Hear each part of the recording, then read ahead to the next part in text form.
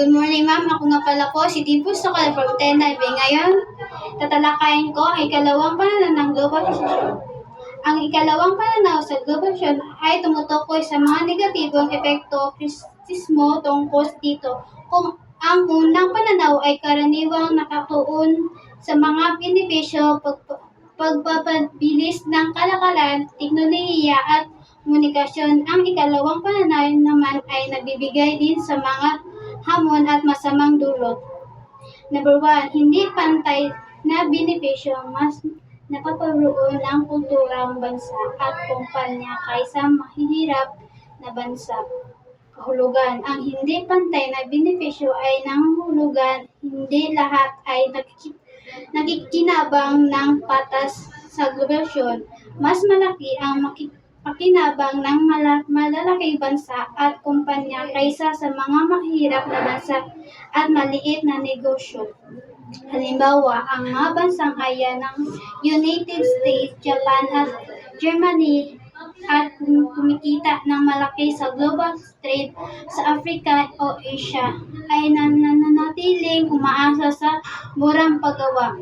Ang mga ikalawang halimbawa, ang mga multinational companies tulad ng Nike o Apple ay nagpapagawa ng produkto sa mga bansang gaya ng Pilipinas, Vietnam at pagladi sa murang pagsahod pero sila ang mas kumikita ng malaki.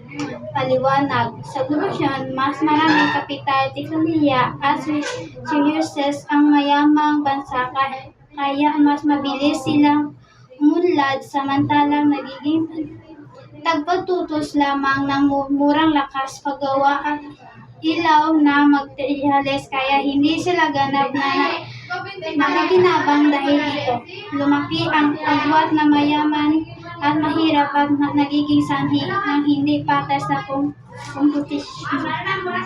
Kalawa, pagkawala ng lokal na culture dahil sa paglaganap ng katurang banyaga. Unti-unting nabubura ang tradisyonal na pagkaunlad ng mga lokal kahulugan. Ang pagkawala ng lokal ng kultura ay tumutukoy sa pagburan o paghina ng tradisyonal na kaugalian, wika at pagkakailan ng isang bansa o komunidad dahil sa impluwensya ng banyagang kultura.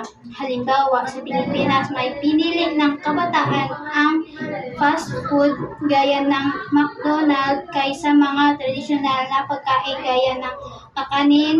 Kalawa, mas popular na ang K-pop at Hollywood movies kaysa sariling pelikula, sayaw o musika ng bansa.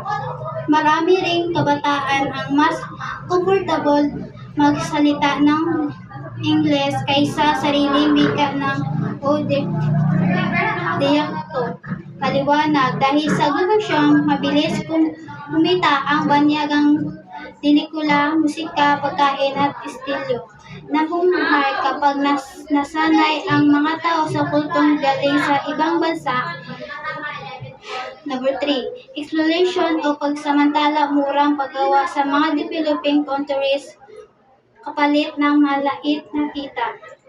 Kahulugan, exploitation o pagkasamantala ay tumutukoy sa hindi makaturungan ang paggamit ng lokal paggawa ng tao saan binibaraan sila ng babag kapalit ng mabigat na trabaho para sa lamang kumita ng malaki ay ang mga kumpanya.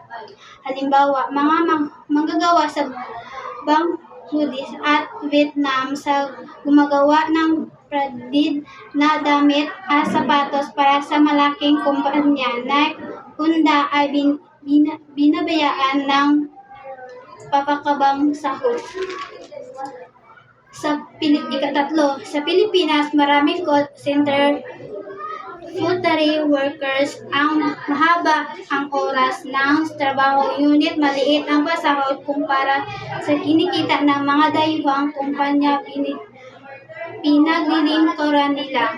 Paliwan na ang gobernasyon ay nakadulot ng hindi pantay na benepisyo kung saan mayamang bansa lamang ang nakikinabang na wala ang lokal na kultura dahil sa banyagang impluwensya at pinagsamantala ang naroong paggawa ng mahirap bansa.